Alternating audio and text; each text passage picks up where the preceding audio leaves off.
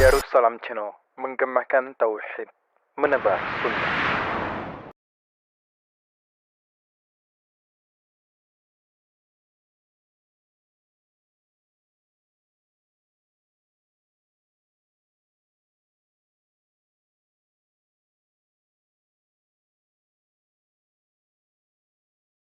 Bismillahirrahmanirrahim.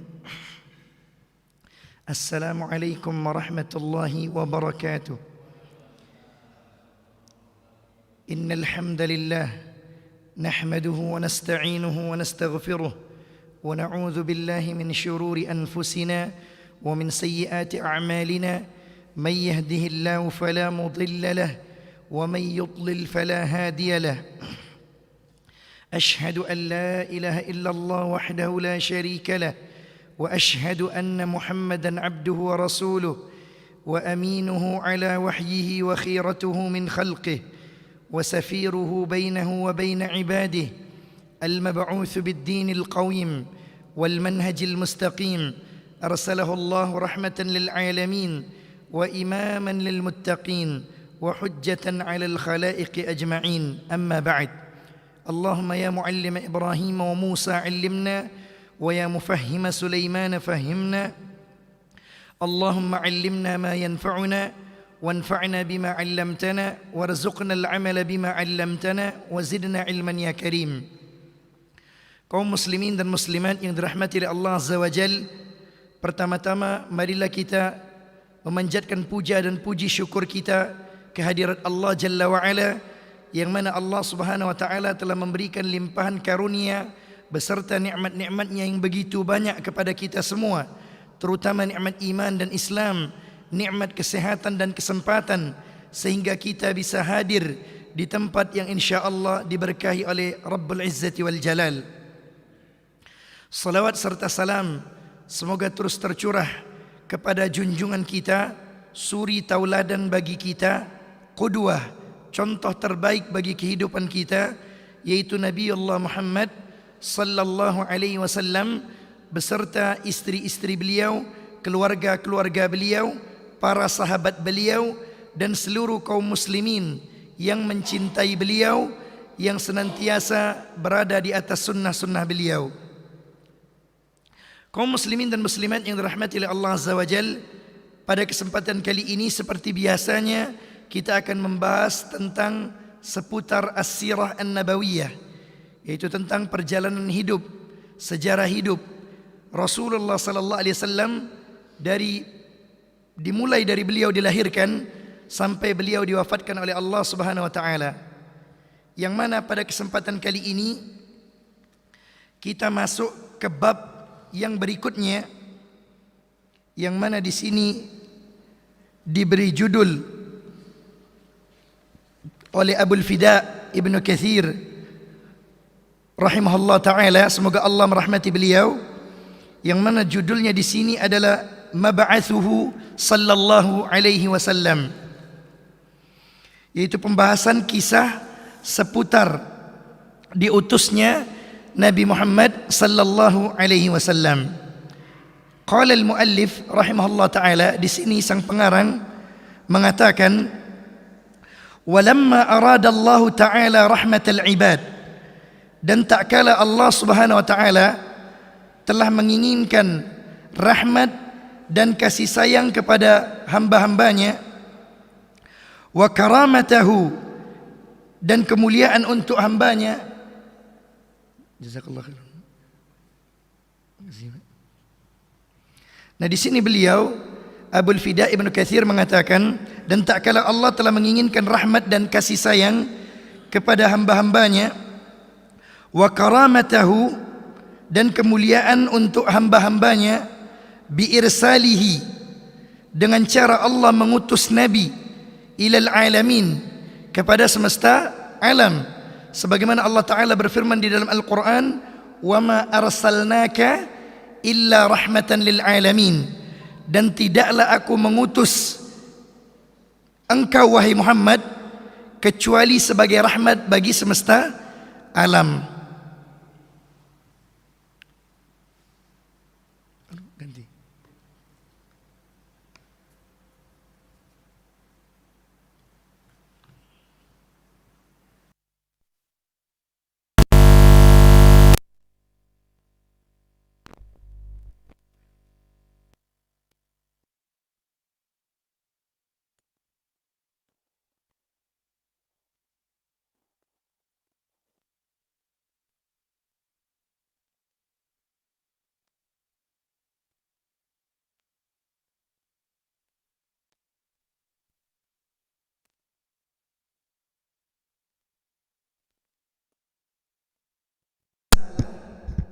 semesta alam, bukan untuk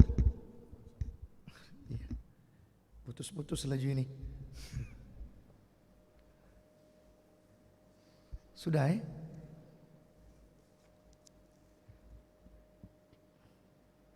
Sudah.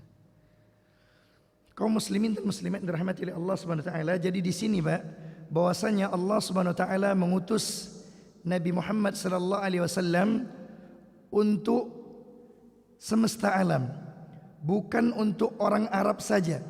Sebagaimana Allah taala berfirman di dalam Al-Qur'an, "Wa ma arsalnaka illa rahmatan lil alamin." Dan tidaklah aku mengutus engkau wahai Muhammad kecuali sebagai rahmat bagi semesta alam. Jadi Allah mengutus Nabi kita Muhammad sallallahu alaihi wasallam bukan hanya untuk orang Arab saja, tapi untuk seluruh umat manusia. Jadi tugasnya Rasulullah sallallahu alaihi wasallam mengemban risalah, berdakwah, menyampaikan risalah agama ini untuk semesta alam, untuk seluruh umat manusia, untuk seluruh umatnya, untuk seluruh kaumnya, bukan hanya untuk orang Arab saja. Kemudian beliau mengatakan, habbaba ilaihil khala. Saat itu Rasulullah sallallahu alaihi wasallam suka menyendiri. Jadi pada saat itu Nabi sallallahu alaihi wasallam suka menyendiri. Fakana yatahannatsu bi ghari Hira'in. Beliau menyendiri beribadah kepada Allah di gua Hira. Jadi yatahannath di sini kata para ulama, ada yang mengatakan bahwasanya Rasulullah sallallahu alaihi wasallam beribadah di dalam gua Hira. Dan sebagian ulama lagi mengatakan Rasulullah sallallahu alaihi wasallam menyendiri di gua Hira karena Rasulullah sallallahu alaihi wasallam sudah tidak tahan melihat tingkah dari orang-orang Quraisy yang mana pada saat itu di zaman jahiliyah akidah mereka rusak, moral mereka rusak, sehingga Rasulullah sallallahu alaihi wasallam sudah muak melihat akhlak-akhlaknya orang-orang Quraisy pada saat itu. Jadi makna yatahannath ini bisa maksudnya beribadah dan bisa juga maksudnya di situ bahwasanya Rasulullah sallallahu alaihi wasallam menyendiri karena Rasulullah sallallahu alaihi wasallam sudah tidak tahan melihat tingkah orang-orang Quraisy.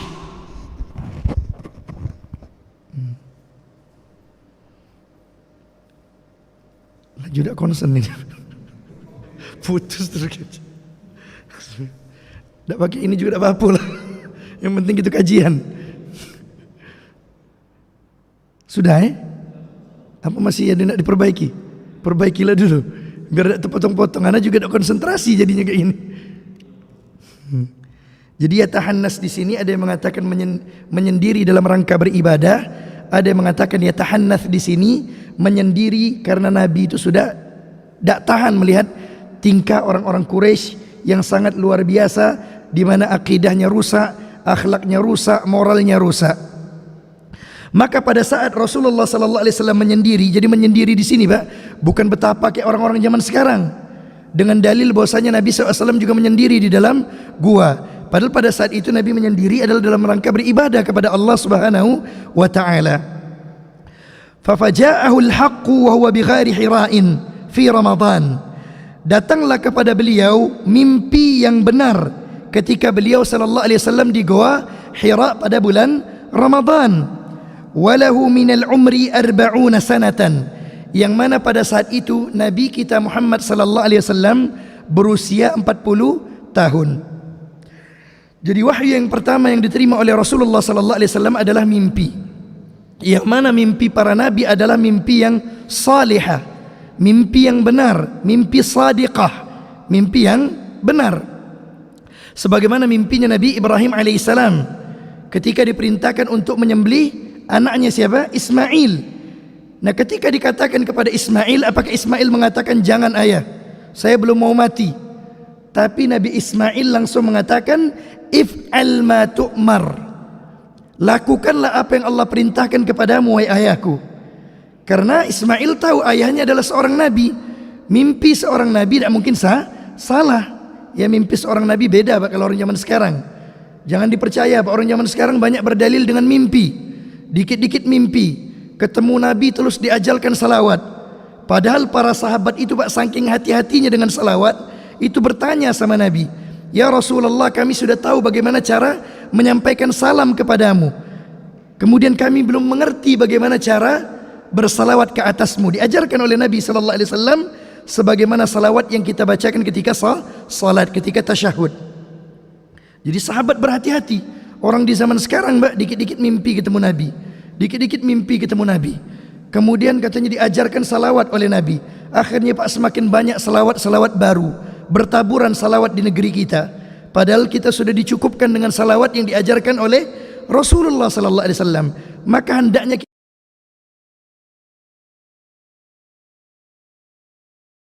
mereka sangat berhati-hati bertanya dengan Nabi. Zaman sekarang Pak, hadis ditinggalkan, Al-Quran ditinggalkan, yang dijadikan patokan mimpi. Akhirnya semakin banyak ajaran-ajaran baru. Jadi mimpi para Nabi pasti benar. Jadi di usia 40 tahun Nabi SAW bermimpi dengan mimpi yang saleh, mimpi yang sadiqah. Faja'ahul malak. Kemudian setelahnya datang lagi malaikat Jibril alaihissalam kepada Nabi Muhammad sallallahu alaihi wasallam. Faqala lahu, yang mana pada saat itu Jibril alaihissalam berkata kepada Nabi Allah Muhammad sallallahu alaihi wasallam, Iqra, bacalah. Nah di sini Pak, Al-Imam Ibn Hajar Al-Asqalani, beliau mengatakan, ini pendapat dari beliau, ketika Rasulullah sallallahu alaihi wasallam diperintahkan untuk membaca, pada saat itu malaikat Jibril membawa lauha, membawa papan yang mana ada tulisannya. Disuruh baca Rasulullah SAW. Iqra, bacalah. Maka Rasulullah SAW menjawab, Ma ana biqari, saya tidak bisa baca, kata Rasulullah SAW. Nah di sini Pak ada hikmahnya. Nabi Muhammad SAW tidak bisa baca. Ya, yang mana hikmahnya disebutkan oleh Allah Subhanahu wa taala di dalam surat Al-Ankabut ayat yang ke-48. Wa ma kunta tatlu min qablihi min kitab. Sesungguhnya engkau wahai Muhammad tidak pernah sama sekali membaca kitab-kitab sebelumnya. Wala takhutuhu biyaminik, dan engkau Muhammad tidak pernah menulis kitab apapun dengan tangan kananmu. Idzal lartabal mubtilun, kalau seandainya engkau bisa membaca dan menulis, maka orang-orang akan semakin ragu. Ya, orang-orang yang mengingkarimu akan semakin ragu. Yang mana Imam Asy-Syaukani mengatakan bahwasanya ketika Allah SWT menjadikan Rasulullah SAW ummi, manusia yang tidak bisa baca dan tidak bisa menulis, ini ada hikmahnya. Kalau seandainya Rasulullah SAW bisa baca dan bisa menulis, maka orang Arab-Arab Quraisy pada saat itu akan menganggap bahwasanya Rasulullah SAW mengarang Al-Quran dengan membaca kitab-kitab sebelumnya. Engkau baca kitab-kitab sebelumnya, kemudian engkau karang dengan bahasamu. Nah inilah hikmahnya Allah SWT menjadikan Rasulullah SAW orang yang ummi, tidak bisa baca dan tidak bisa menulis.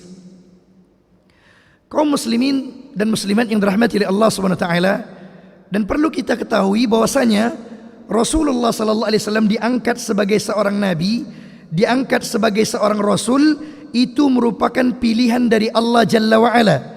Bukanlah amrun muktasab, bukanlah perkara yang dapat diusahakan. Karena ada Pak sekte-sekte sesat, contohnya seperti ucapan dari seorang tokoh kedokteran Islam. Orang menganggapnya bahwasanya ini adalah tokoh kedokteran Islam, Ibnu Sina.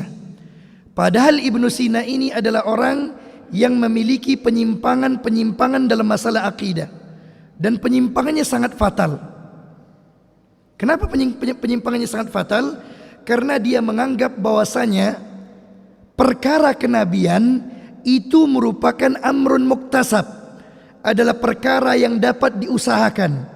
Ibnu Sina mengatakan bahwasanya Nabi Muhammad SAW berdiam diri di Gua Hira, itu beliau berlatih, beribadah dalam rangka ingin menjadi seorang nabi.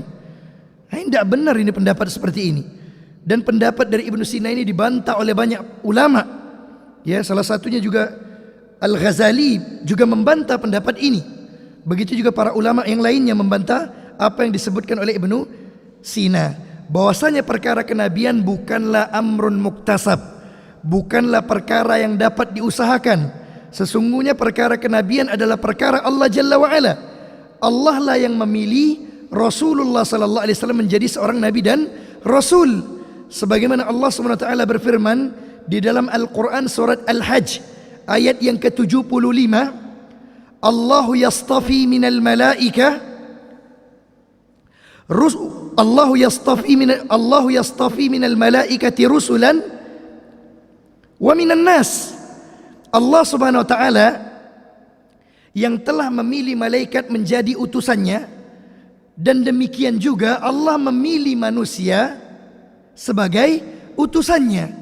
Maka jelas di dalam ayat ini bahwasanya Allah lah yang memilih Rasulullah sallallahu alaihi wasallam menjadi nabi dan rasul.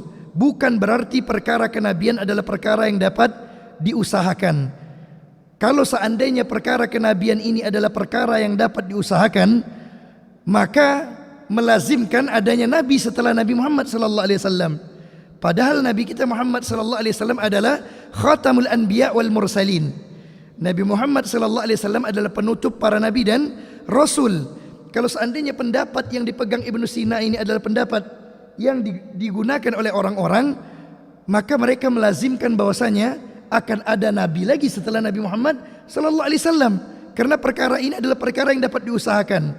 Karena itu Pak, ucapan semacam ini menjerumuskan orang-orang kepada kekufuran. Ini bahaya ucapan seperti ini, menganggap bahwasanya perkara kenabian bukanlah perkara Allah Subhanahu wa taala, tapi perkara yang dapat diusahakan. Maka siapapun bisa menjadi nabi. Nah, inilah ucapan dari Ibnu Sina. Jadi perlu kita ketahui bahwasanya Ibnu Sina ini, karena banyak orang yang membangga-banggakan orang ini ya, padahal orang ini adalah orang yang memiliki akidah yang menyimpang. Banyak sekali perkara-perkara yang menyimpang yang beliau sebutkan. Contohnya seperti beliau mengatakan bahwasanya Allah SWT tidak mengetahui seluruhnya dalam perkara-perkara yang bergulir di alam semesta ini. Nah, ini luar biasa ini. Rusak akidahnya. Ya, maka berhati-hati ya, karena banyak di antara kaum muslimin yang tidak tahu tentang perkara ini. Kemudian diangkat-angkat, diagung-agungkan. Ya, padahal akidahnya orang ini adalah akidah Syiah. Ya, akidah Ibnu Sina adalah akidah Syiah. Maka tidak benar ya bahwasanya seorang nabi itu bisa diusahakan ya. Kalau seandainya bisa diusahakan, Pak, bisa latihan, kita lihat bagaimana Nabi Isa. Nabi Isa itu Pak ketika masih digendong oleh ibunya Maryam, itu udah ngomong Pak Nabi Isa, qala inni Abdullah. Nabi Isa bilang ketika digendong oleh Maryam, sesungguhnya aku adalah hamba Allah. Qala inni Abdullah ataniyal kitab. Sesungguhnya Allah SWT memberikan kepadaku Alkitab, yaitu Injil. Wa ja'alani nabiyya. Dan Allah SWT menjadikan aku seorang nabi. Kalau seandainya ini perkara yang dapat diusahakan, kapan Nabi Isa berusaha Pak? Ini masih bayi saja sudah bisa ngomong. Dan ngomong bahwasanya aku adalah seorang nabi. Wa ja'alani nabiyya. Dan Allah menjadikan aku sebagai seorang nabi. Kapan Nabi Isa berusaha? Masih digendong saja Nabi Isa sudah ngomong. Ya, maka hati-hati dengan sekte-sekte semacam ini, menganggap bahwasanya perkara kenabian adalah perkara yang dapat diusahakan. Padahal jelas dalam surah Al-Hajj Allah mengatakan Allah lah yang memilih malaikat sebagai utusan, dan Allah juga yang memilih manusia dari beberapa banyak manusia. Allah yang milih. Ini jadi seorang nabi, ini jadi seorang rasul. Itu adalah hak Allah dalam memilih. Kaum muslimin dan muslimat yang dirahmati oleh Allah Subhanahu wa taala, kembali ke pembahasan tadi yang mana malaikat Jibril mengatakan kepada Nabi Muhammad, Iqra. Nabi Muhammad mengatakan, ma ana biqari, lastu biqari'in, saya tidak bisa baca. Hatta faghattahu, kemudian Jibril mendekap Rasulullah sallallahu alaihi wasallam. Didekat Nabi Muhammad sallallahu alaihi wasallam oleh Jibril alaihi salam. Hatta balagha minhul juhda, sampai Nabi Muhammad sallallahu alaihi wasallam tidak bisa bernapas. Jadi ketika diperintahkan bacalah, Nabi bilang tidak bisa baca. Kemudian didekap oleh Jibril sampai Nabi sallallahu alaihi wasallam susah untuk bernapas. Thumma arsalahu, kemudian Jibril kembali melepaskan Nabi Muhammad sallallahu alaihi wasallam. Faqala lahu iqra, ngomong lagi Jibril, bacalah. Jawaban Nabi Muhammad sama seperti yang pertama. Ma ana biqari, lastu biqari'in. Saya tidak bisa baca, kata Rasulullah sallallahu alaihi wasallam. Dan hal ini terjadi sampai thalathan, berulang sampai 3 kali. Disuruh baca, Nabi bilang tidak bisa baca. Disuruh baca lagi, Nabi bilang tidak bisa baca. Ketiga kali disuruh lagi baca, Nabi juga bilang tidak bisa baca. Thumma qal, kemudian malaikat Jibril mentalqin Rasulullah sallallahu alaihi wasallam. Malaikat Jibril baca, kemudian Nabi Muhammad disuruh ikuti. Nah, di sini disebutkan bahwasanya malaikat Jibril mengajarkan kepada Nabi, yaitu surat Al-Alaq ayat 1 sampai 5. Iqra bismi rabbikal ladzi khalaq. Bacalah dengan menyebut Rabbmu alladzi khalaq, yang telah menciptakan. Khalaqal insana min alaq, yang mana Allah telah menciptakan manusia dari air mani. Iqra wa rabbukal akram. Bacalah, Rabbmu adalah zat yang al-akram, yang maha mulia. Alladzi 'allama bil qalam, yang mengajari dengan pena. 'Allamal insana ma lam ya'lam, yang mengajari manusia yang dahulunya tidak mengetahui apa-apa. Manusia yang dimaksud di sini adalah Rasulullah sallallahu alaihi wasallam. Jadi malaikat Jibril membacakan surat Al-Alaq kepada Rasulullah sallallahu alaihi wasallam, kemudian diikuti oleh Rasulullah sallallahu alaihi wasallam. Nah, di sini Pak, masalah ayat yang pertama kali turun ini ada khilaf di antara para ulama dan semuanya ada dalil. Yang pertama berpendapat bahwasanya ayat yang pertama kali turun adalah surat Al-Alaq dari 1 sampai 5. Kemudian pendapat yang kedua mengatakan bahwasanya yang pertama kali turun adalah surat Al-Muddathir ayat 1 sampai 4. Kemudian pendapat yang ketiga mengatakan bahwasanya ayat yang pertama kali turun adalah surat Al-Fatihah secara utuh. Kemudian pendapat ini Pak dikomentari, 3 pendapat ini dikomentari oleh Ibnu Hajar Al-Asqalani, yang mana beliau mengatakan bahwasanya 3-tiganya benar. Kenapa 3-tiganya benar?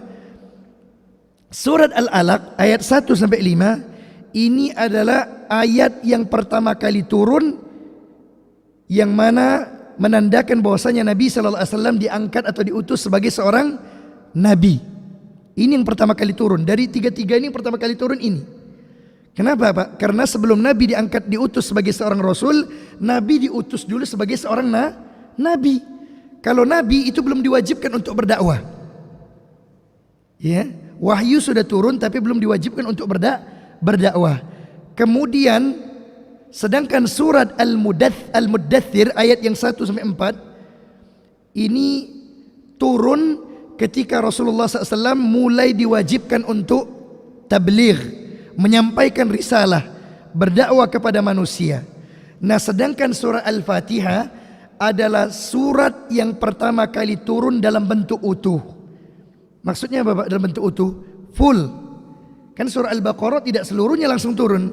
Surat An-Nisa tidak seluruhnya langsung turun. Ya, surat Al-Maidah tidak langsung seluruhnya turun bersamaan. Nah, di surah Al-Fatihah adalah surat yang pertama kali turun, dia langsung seluruhnya turun, full, ya, seluruh ayatnya. Jadi sebenarnya tidak ada kontradiksi dalam 3 pendapat ini, kata beliau rahimahullahu ta'ala. Nah, maka dengan turunnya surat Al-Alaq ini menunjukkan bahwasanya Nabi Muhammad sallallahu alaihi wasallam telah diutus sebagai seorang nabi, ya, tapi belum diwajibkan untuk menyampaikan wahyu. Faraja'a biha Rasulullah sallallahu alaihi wasallam tarjifu bawadiruhu. Kemudian Pak Rasulullah sallallahu alaihi wasallam pulang ke rumahnya bertemu dengan Khadijah dalam keadaan ketakutan, dalam keadaan gemeteran. Nah, kalau seandainya Pak Nabi mengusahakan ingin menjadi nabi, ngapa Nabi ketakutan? Ya kan? Kan Ibnu Sina mengatakan bahwasanya Nabi mencari, berlatih agar dia diangkat sebagai seorang Rasul. Nah, di sini Pak Nabi ketika diperintahkan untuk mengikuti Jibril itu pulang-pulang itu gemeteran, ketakutan. Kalau orang zaman sekarang beda, Pak. Padahal dia ketemu sama setan, ketemu sama jin, malah diikuti, Pak. Oh, betapa lama-lama dia di gua. Datang jin. Ana Rabbi, ana Rabbuk, saya adalah Tuhanmu. Oh, langsung diikuti. Padahal yang datang adalah syaitan. Tidak ada Nabi Nabi tidak pernah mengusahakan dia menjadi seorang nabi. Tapi Nabi Muhammad SAW langsung dipilih oleh Allah Subhanahu Wa Taala, ya diangkat, diutus sebagai seorang nabi. Maka ketika pulang dari Gua Hira tadi, Nabi dalam keadaan ketakutan, dalam keadaan yartajif, dalam keadaan gemetar.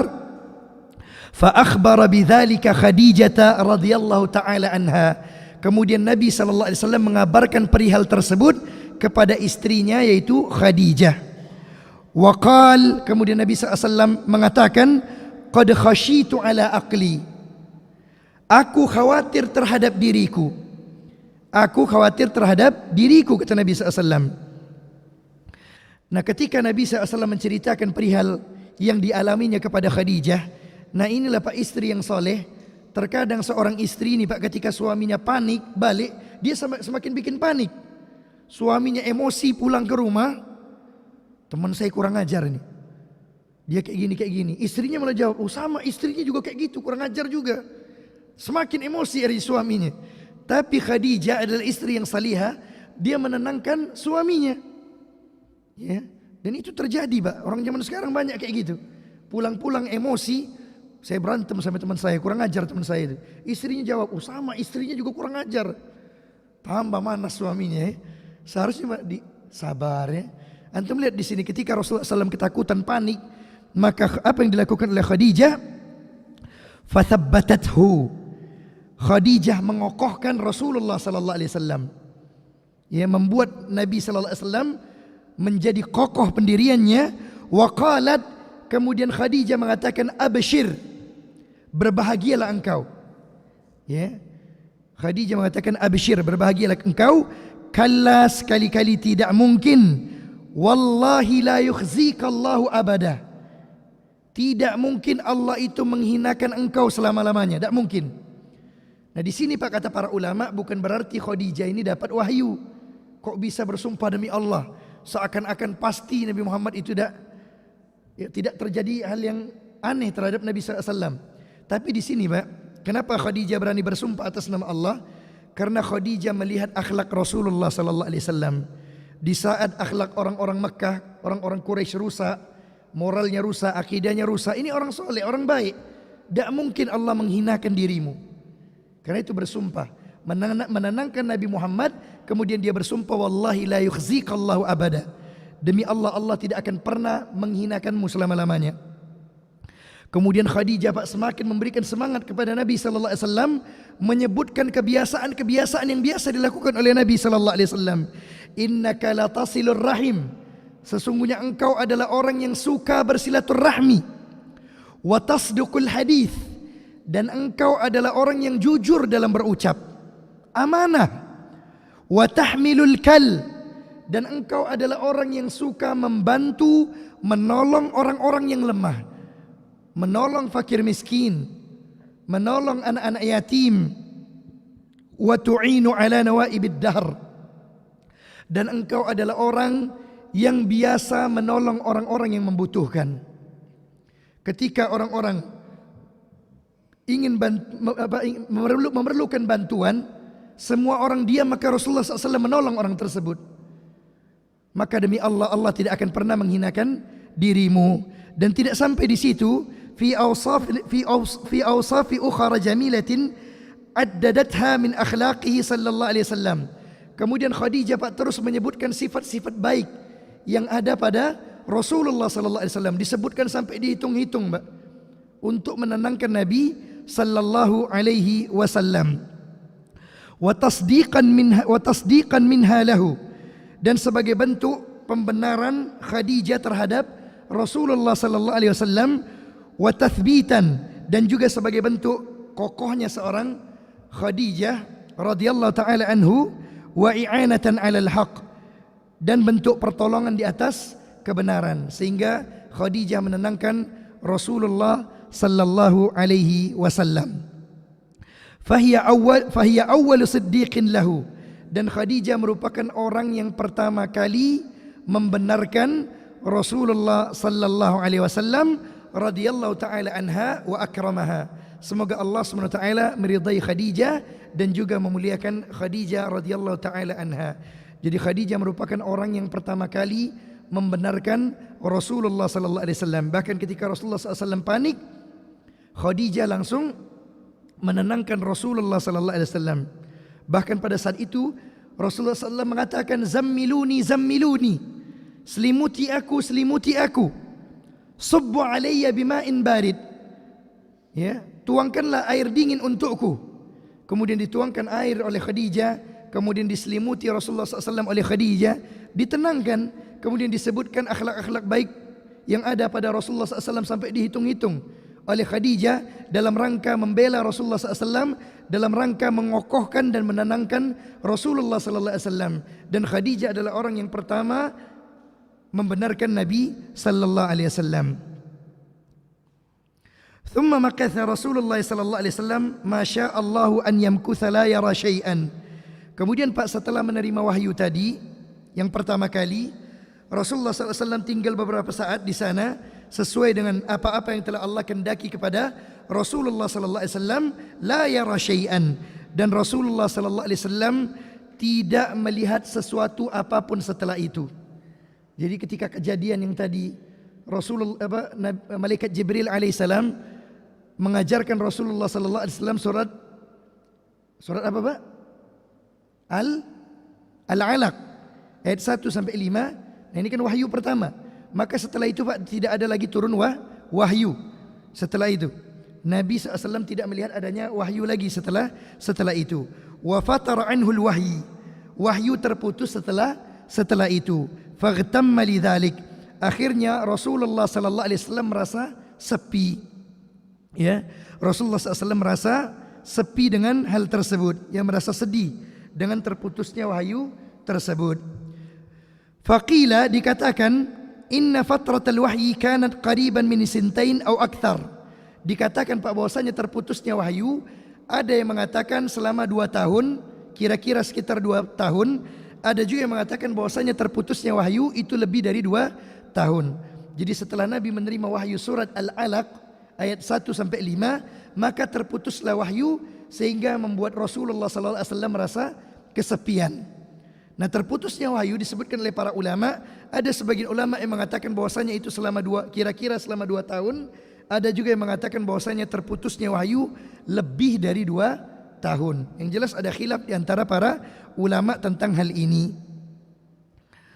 Kaum muslimin dirahmati oleh Allah Subhanahu wa taala. Nah, akhirnya setelah itu apa yang terjadi, Pak? Setelah berakhirnya 2 tahun atau lebih tadi, yang mana ada khilaf di antara para ulama, ada yang mengatakan 2 tahun, ada yang mengatakan lebih dari 2 tahun terputusnya wahyu, maka setelahnya disebutkan di sini, thumma tabadda lahul malak baina as-sama'i wal ardi ala kursiyyin. Kemudian setelah itu muncullah malaikat Jibril alaihissalam di antara langit dan bumi, yang mana malaikat Jibril pada saat itu duduk di atas kursi dengan 600 sayapnya. Jadi malaikat Jibril sayapnya itu banyak, Pak. 600 sayapnya disebutkan dalam sebuah riwayat. Nah, mendatangi Nabi sallallahu alaihi wasallam untuk kedua kalinya setelah tadi terputus wahyu selama 2 tahun atau lebih. Wa thabatahu, yang mana Jibril pada saat itu, Pak, mengokohkan Rasulullah sallallahu alaihi wasallam. Wa basyarahu, kemudian memberikan kabar gembira kepada Rasulullah sallallahu alaihi wasallam, annahu Rasulullah haqqan, bahwasanya engkau adalah seorang nabi yang sebenarnya. Engkau adalah seorang rasul yang sebenarnya. Jadi kan Nabi kan masih panik pada saat itu. Dikokohkan oleh Khadijah, kemudian malaikat Jibril langsung mengokohkan Rasulullah sallallahu alaihi wasallam, memberikan kabar gembira bahwasanya engkau memang benar seorang rasul, seorang utusan Allah Jalla wa Ala. Falamma ra'ahu Rasulullah sallallahu alaihi wasallam, tak kala Rasulullah sallallahu alaihi wasallam melihat malaikat Jibril alaihi salam, fariqa minhu, maka Nabi kita Muhammad sallallahu alaihi wasallam kaget, Pak. karena besarnya malaikat Jibril alaihissalam, ya bainas sama'i wal ard, di antara langit dan bumi, duduk di atas kursi dengan sayapnya 600. Sayapnya ada 600, Pak. Banyak sekali. Bukan cuma dua sayap saja, tapi 600 sayap. Sehingga membuat Nabi sallallahu alaihi wasallam merasa kaget. Wa dhahaba ila Khadijah, maka Nabi pun kembali kepada Khadijah. Nah, ini Pak menunjukkan bahwasanya Khadijah adalah istri yang salehah. Ketika suaminya panik, dia kembali kepada istrinya. Seharusnya seorang suami dan seorang istri ketika curhatlah kepada pasangannya. Ini enggak, Pak. Suami curhat kepada teman ceweknya, ujung-ujungnya selingkuh. Istri curhat pada teman cowoknya, kenapa suami saya ini kok kayak gini? Apakah laki-laki itu kayak gitu? Nah, pura-pura mau nanya, apakah laki-laki itu seperti itu? Awalnya nanya sama seorang lelaki, mau nanya apakah seorang lelaki itu seperti itu. Ujung-ujungnya panjang, Mbak. Ya, maka hendaklah curhat kepada pasangan sendiri. Antum lihat Nabi sallallahu alaihi wasallam langsung kembali kepada Khadijah. Faqala zammiluni dathiruni. Kemudian Nabi SAW berkata kepada Khadijah, selimutilah aku. Fa anzalallahu alaihi, maka Allah SWT menurunkan surat yang kedua. Nah, jadi surat Al-Alaq yang tadi yang pertama yang kita bacakan, Pak, 1 sampai 5, itu Allah SWT mengutus Muhammad sebagai seorang nabi, belum diwajibkan berdakwah.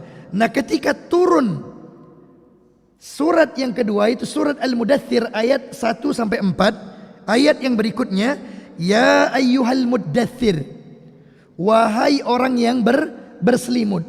Siapa orang yang berselimut di sini? Rasulullah sallallahu alaihi wasallam. Qum fa'anzir, berdirilah, berikanlah peringatan. Diperintahkan tabligh, menyampaikan risalah, diwajibkan berdakwah kepada umat. Wa rabbaka fakabbir, dan Rabbmu maka agungkanlah. Wa thiyabaka fatahhir, dan sucikanlah pakaianmu. Nah, di sini Pak baru ada perintah untuk menyampaikan risalah. Di sinilah Rasulullah sallallahu alaihi wasallam diutus sebagai seorang rasul. Jadi kalau seorang nabi, ya, dia membawa risalah tapi tidak wajib disampaikan kepada umat. Tapi kalau seorang rasul diberikan risalah, kemudian risalah yang dia bawa itu wajib disampaikan kepada umatnya. Jadi ketika turunnya ayat ini, Pak, itu menandakan bahwasanya Nabi sallallahu alaihi wasallam mulai diwajibkan untuk menyampaikan risalah ini, yaitu risalah agama Islam. Kaum muslimin dan muslimat yang dirahmati oleh Allah Subhanahu wa taala.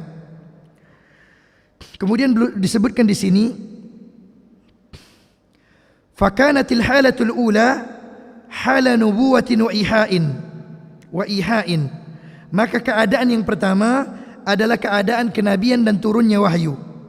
Thumma amarahu Allah fi hadhihi al-ayah an yunzira qaumahu. Kemudian telah Allah perintahkan beliau di dalam ayat ini untuk memberikan peringatan kepada kaumnya, kepada umatnya. Wa yad'uuhum ila Allah, dan agar menyeru atau mengajak kepada Allah Subhanahu wa taala. Jadi di sini Allah Subhanahu wa taala dengan turunnya ayat ini, bahwasanya Allah Subhanahu wa taala memerintahkan Nabi Muhammad sallallahu alaihi wasallam untuk menyerukan kepada umatnya kembali kepada ajaran yang benar, yaitu ajaran agama Islam. Fashammara sallallahu alaihi wasallam an saqit taklif, yang mana Rasulullah sallallahu alaihi wasallam sangat bersemangat, menyingsingkan bajunya, bersemangat ketika diperintahkan oleh Allah Subhanahu wa taala untuk menyampaikan risalah. Maka Rasulullah SAW sangat bersemangat dalam menyampaikan risalah agama ini. Wa qama fi ta'atillahi atamma qiyam, kemudian beliau langsung mengerjakan ketaatan kepada Allah Jalla wa'ala dengan sebaik-baik ketaatan. Jadi apa yang Allah perintahkan langsung dijalankan oleh Rasulullah sallallahu alaihi wasallam dengan sebaiknya. Yad'u ila Allah subhanahu al-kabir was-saghir, yang mana Rasulullah sallallahu alaihi wasallam mengajak seluruh manusia ke jalan Allah Jalla wa'ala, baik orang tersebut adalah orang dewasa ataupun anak kecil. Jadi seluruhnya, Pak, seluruh manusia itu didakwai oleh Rasulullah sallallahu alaihi wasallam, baik itu orang dewasa ataupun anak kecil, al-hurra wal abda, baik itu orang yang merdeka ataupun seorang budak, ar-rijal wan nisa, baik itu para lelaki dan juga para wanita, al-aswad wal ahmar, baik itu orang-orang yang berkulit hitam maupun yang berkulit putih, seluruhnya didakwai oleh Rasulullah sallallahu alaihi wasallam.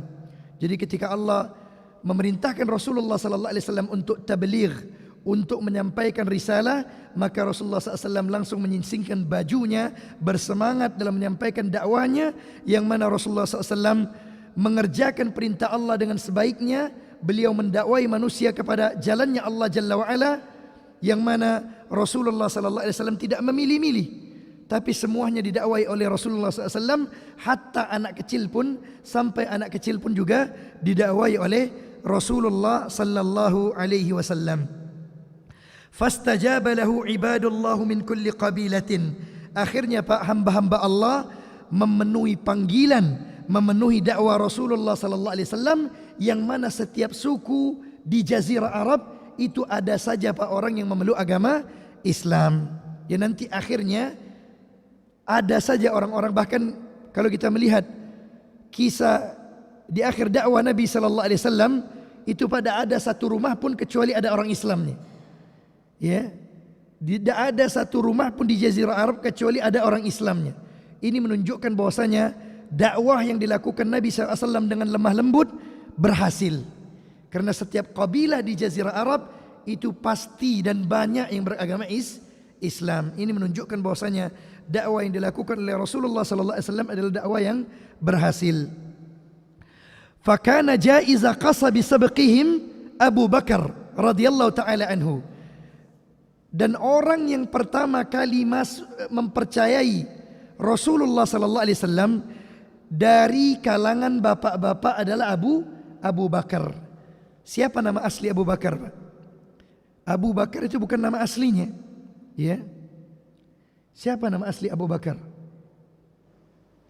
Sebelum dia memeluk Islam, Abul Ka'bah. Kemudian ketika dia memeluk agama Islam, diberikan nama Abdullah bin Abi Kuhafa. Jadi nama Abu Bakar adalah Abdullah, ya, diberikan oleh Nabi sallallahu alaihi wasallam nama yang bagus, Abdullah, hamba Allah. Yang mana Abu Bakar ini maksudnya Pak, Abu itu kan artinya bapak. Abu itu bukan Abu bahasa kita Pak, bukan ya. Abu itu bapak. Sedangkan Bakar itu Pak pagi-pagi. Ya maksudnya datangnya cepat. Karena itu orang Arab kalau misalkan kita datang, Pak, ada urusan sama orang Arab, kemudian kita datang, misalkan kayak pelajar misalnya, dijanjikan besok kartu pelajarnya selesai. Kita datang, pas kita datang orang Arab itu ngomong nanti, kalau belum selesai, ta'ti bukron, datang besok pagi-pagi. Nah maksudnya di sini Pak, bukan berarti bapak pagi-pagi, bukan ya, tapi maksudnya dia adalah bapak-bapak yang pertama kali masuk Islam. Golongan orang dewasa yang pertama kali masuk Islam, itu maksudnya mempercayai dakwah Nabi sallallahu alaihi wasallam. Jadi Abu Bakar bukan nama aslinya. Nama aslinya adalah Abdullah, ya. Abdullah bin Uthman At-Taimiyu. Nah, sedangkan Uthman ini nama ayahnya. Abu Kuhafa juga bukan nama asli dari ayahnya. Kunyah, ya. Abu Kuhafa. Tapi nama asli dari bapaknya Abu Bakar adalah Uthman radhiyallahu taala anhu. Wa azarahu fi dinillah.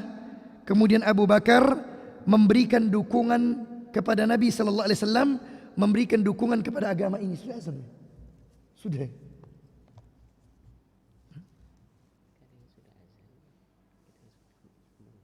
Oh iya. Oh iya benar. Iya. Iya benar.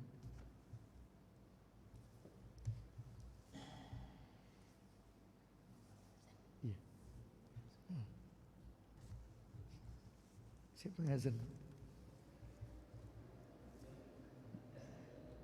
Muadzin, aina al-muadzin?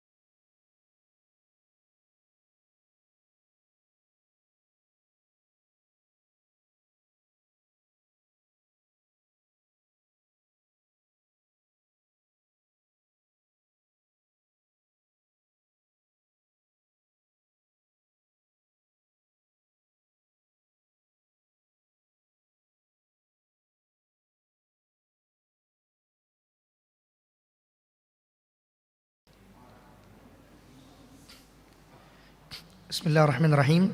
Kita lanjutkan pembahasan kita, ya, yaitu masih tadi seputar diutusnya Nabi sallallahu alaihi wasallam, yang mana orang yang pertama mempercayai Nabi sallallahu alaihi wasallam dari kalangan bapak-bapak adalah Abu Bakar As-Siddiq radhiyallahu taala anhu, yang mana namanya adalah Abdullah bin Abi Quhafa.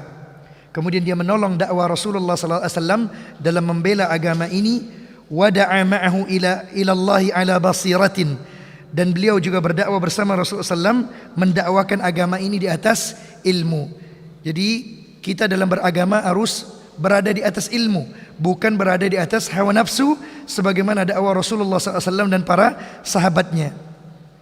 Fastajaba li Abi Bakrin. Kemudian Pak, dengan dakwanya Abu Bakar, banyaklah para sahabat yang masuk Islam. Di antaranya sahabat yang masuk Islam di tangan Abu Bakar adalah Utsman bin Affan. Utsman bin Affan adalah salah seorang sahabat yang masuk Islam di tangan Abu Bakar. Kemudian Talha juga masuk ke dalam agama Islam di tangan Abu Bakar, di dalam dakwahnya Abu Bakar. Wa Sa'ad ibn Abi Waqqas, begitu juga Sa'ad bin Abi Waqqas. Jadi ada 3 sahabat yang didakwai oleh Abu Bakar, kemudian dia memeluk agama Islam melalui perantara atau asbabnya dakwah dari Abu Bakar, yaitu Utsman bin Affan, Talha, dan juga Sa'ad bin Abi Waqqas. Wa amma Aliun fa aslama saghiran ibn 8 sinin. Adapun Ali, dia masuk ke dalam agama Islam itu ketika beliau berusia kurang lebih 8 tahun. Wa qila aktsaru min dzalik. Ada juga yang mengatakan bahwasanya Ali memeluk agama Islam itu lebih dari usia 8 tahun. Wa kadzalika aslamat Khadijah, begitu juga Khadijah masuk ke dalam agama Islam. Wa Zaid bin Harithah, begitu juga Zaid bin Harithah. Jadi intinya seperti ini, Pak. Orang yang pertama kali masuk Islam dari kalangan bapak-bapak adalah Abu Bakar. Kalau dari kalangan wanita adalah Khadijah. Kalau dari kalangan anak kecil, Ali. Kalau dari kalangan budak yang diangkat sebagai anak oleh Rasulullah SAW adalah Zaid bin Al-Harithah. Ya. Inilah sahabat-sahabat yang pertama-tama masuk ke dalam agama Islam. Kemudian disebutkan juga di sini, Pak, wa aslama al-Qassu Waraqah bin Naufal, dan juga berislam salah seorang pendeta yang bernama Waraqah bin Naufal. Siapa Waraqah bin Naufal? Waraqah bin Naufal adalah sepupu dari Khadijah. Waraqah bin Naufal adalah anak dari pamannya Khadijah. Bahkan, Pak, para ulama berselisih pendapat. Ada sebagian ulama yang mengatakan orang yang pertama kali masuk ke dalam agama Islam, mempercayai Nabi sallallahu alaihi wasallam, jadi bukan percaya saja tapi masuk ke dalam agama Islam, itu adalah Waraqah. Sebagaimana pendapat ini dikuatkan oleh Syekh Muhammad bin Shalih Al-Utsaimin. Beliau mengatakan bahwasanya yang pertama kali memeluk Islam dari kalangan orang tua laki-laki adalah Waraqah bin Naufal, sepupunya dari Khadijah. Tapi kebanyakan para ulama mengatakan bahwasanya yang pertama kali memeluk agama Islam dari kalangan bapak-bapak adalah Abu Bakar. Sedangkan Waraqah bin Naufal, dia memang benar mempercayai Nabi sallallahu alaihi wasallam melalui kepercayaan yang dia pegang, yaitu kepercayaan Nabi Isa alaihissalam. Yang mana yang dia pegang adalah masih murni pada saat itu, Pak. Ya, kemurnian agama Nabi Isa alaihissalam, belum ada campur aduk seperti zaman sekarang, ya. Mengatakan bahkan Nabi Isa bukan dianggap Nabi lagi, tapi dianggap Tuhan, ya. Maka dia pada saat itu sebagai pendeta Nasara, ya, pendeta Nasara. Wa saddaqa bima wajada min wahyillah, dan dia membenarkan wahyu yang ada pada Nabi sallallahu alaihi wasallam. Jadi pada saat itu Rasulullah SAW mengadu perkaranya tersebut kepada Khadijah. Akhirnya Khadijah membawa Nabi SAW kepada Waraqah, yang mana Waraqah ini adalah sepupu dari Khadijah. Akhirnya diceritakan kisah tersebut, kisah yang dilalui Rasulullah SAW kepada Waraqah. Maka Waraqah pun mempercayai hal tersebut. Wa tamanna an law kana jada'an. Kemudian Waraqah mengatakan, kalau seandainya aku masih kuat, masih sanggup, maka aku akan membelamu, wahai Muhammad, ketika engkau akan diusir oleh kaummu. Bahkan Waraqah pun sudah tahu, Pak, tahu dari kitab sebelumnya bahwasanya Nabi Muhammad SAW akan diusir oleh kaumnya. Akan banyak yang memusuhi Nabi sallallahu alaihi wasallam. Maka Nabi pun bertanya, apakah benar aku akan diusir oleh kaumku? Iya benar, kata Waraqah. Maka Waraqah mengatakan, kalau seandainya badanku masih kuat, maka aku akan membela dakwamu. Ya, ketika umatmu orang-orang Quraisy ini mengusirmu, maka aku akan berusaha untuk membelamu. Wa fi sahihain, kemudian disebutkan dalam Sahih Bukhari dan Muslim, annahu qala, bahwasanya Waraqah berkata, hadzan namus alladhi jaa Musa ibn Imran, bahwasanya yang datang kepadamu adalah an-namus, yaitu Jibril alaihissalam, sebagaimana namus ini pernah datang kepada Musa bin Imran. Jadi disebutkan Pak di dalam kitab yang dipegang oleh Waraqah, ya, diceritakan tentang kisah Nabi Musa. Kemudian juga dikisahkan bahwasanya akan ada nabi terakhir. Oleh karena itu Waraqah percaya kepada Nabi Muhammad sallallahu alaihi wasallam. Dia mengatakan bahwasanya yang datang kepadamu adalah namus, sebagaimana namus yang pernah datang kepada Nabi Musa alaihissalam. Karena itu dia percaya kalau seandainya Allah berikan kekuatan, kesehatan, umur panjang, aku akan menjadi orang yang pertama kali membela dakwahmu. Karena itu Pak, Rasulullah SAW pernah bersabda di dalam hadis yang sahih. Apa kata Rasulullah SAW? La tasubbu Waraqah, jangan kalian caci maki Waraqah. Fa inni ra'aitu lahu jannatan aw jannatain, sesungguhnya aku melihat Waraqah diberikan surga atau dua surga oleh Allah Subhanahu wa taala. Ini menunjukkan bahwasanya Waraqah masuk ke dalam surganya Allah Jalla wa ala. Ini Nabi yang ngomong. La tasubbu, jangan mencaci maki Waraqah, kata Nabi SAW. Fa inni ra'aitu Waraqah, ya, fa innahu ra'aitu lahu jannatan aw jannatain, sesungguhnya aku melihat bahwasanya Waraqah diberi oleh Allah Jalla wa ala satu surga atau dua surga. Maka ini menandakan bahwasanya Waraqah adalah orang yang masuk ke dalam surganya Allah Subhanahu wa taala. Jadi ada khilaf di antara para ulama, tapi kebanyakan para ulama mengatakan bahwasanya orang yang pertama memeluk agama Islam adalah Abu Bakar. Sedangkan Waraqah, kenapa dia masuk surga, Pak? Karena pada saat itu dia belum sempat umurnya belum dikasih panjang. Ya belum sempat, dia sudah ngomong kan, kalau seandainya engkau nanti diusir saya akan membela. Ini sudah menandakan bahwasanya dia membela Rasulullah sallallahu alaihi wasallam. Akan tetapi usianya tidak sampai, akhirnya dia meninggal dunia. Kaum muslimin dan muslimat yang dirahmati oleh Allah Subhanahu wa taala, akhirnya ya Rasulullah SAW berdakwah siang dan malam, mengajak manusia kepada agama ini. Yang mana Pak disebutkan di sini bahwasanya wahyu pertama turun ini ada khilaf di antara para ulama. Ya, sebelum kita tutup kita akan sebutkan bahwasanya masalah wahyu pertama yang diturunkan oleh Rasulullah kepada Allah Subhanahu wa taala kepada Rasulullah SAW, ini ada khilaf kapan wahyu tersebut turun kepada Rasulullah SAW. Yang mana para ulama sepakat tentang harinya, bahwasanya wahyu pertama kali turun itu pada hari Senin. Kenapa para ulama sepakat? Karena ada hadis sahih yang menjelaskan hal tersebut. Su'ilan Nabi sallallahu alaihi wasallam, bahwasanya Nabi sallallahu alaihi wasallam ditanya an sababi siyam yaumil itsnain, tentang kenapa Nabi sallallahu alaihi wasallam puasa pada hari Senin. Maka apa jawaban Nabi? Nabi sallallahu alaihi wasallam menjawab, "Dzaka yaumun wulidtu fihi wa yaumun bu'ithtu." Sesungguhnya hari Senin adalah hari aku dilahirkan, dan juga pada hari Senin Allah SWT mengutusku sebagai seorang nabi. Karena itu para ulama sepakat bahwasanya pertama kali turun ayat Al-Quran itu pada hari Senin. Tapi kapan tanggalnya, kapan bulannya, ini terjadi khilaf di antara para ulama. Wallahu a'lam mana yang lebih kuat. Yang jelas ada khilaf di antara para ulama. Ada yang mengatakan bahwasanya Al-Quran pertama kali turun pada bulan Rabiul Awal. Ada juga sebagian ulama yang mengatakan bahwasanya Al-Quran pertama kali turun pada bulan Rajab. Dan ada juga yang mengatakan bahwasanya pertama kali turun Al-Quran itu pada bulan Ramadan. Wallahu ta'ala a'la wa alam.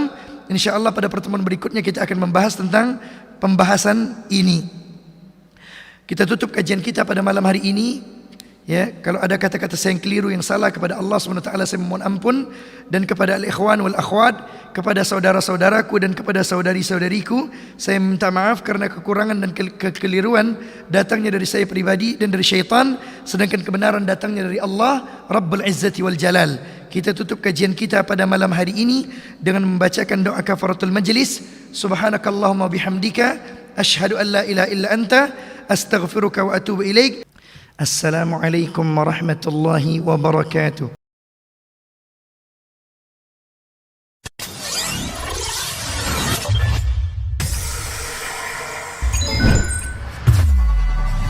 Darussalam Channel, menggemakan tauhid, menebar sunnah.